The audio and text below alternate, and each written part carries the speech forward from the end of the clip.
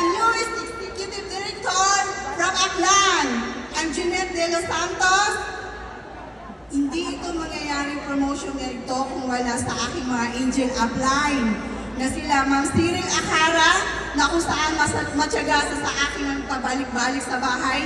Si Ma'am Karen Andres na kung saan nagbibigay sa akin ng tatag at lakas ng loob na ipagpapatuloy ang lifestyle.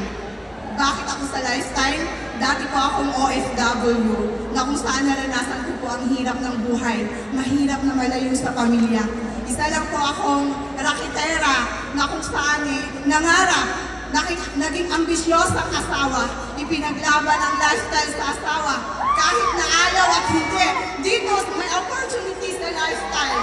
Maraming salamat at nagpapasalamat ako kay Ma'am Gina Duca na kung saan pag sinabi gawin mo at si Ma'am Angel Rochelle na kung saan matyaga sa Zoom na nag-mentor. Maraming salamat.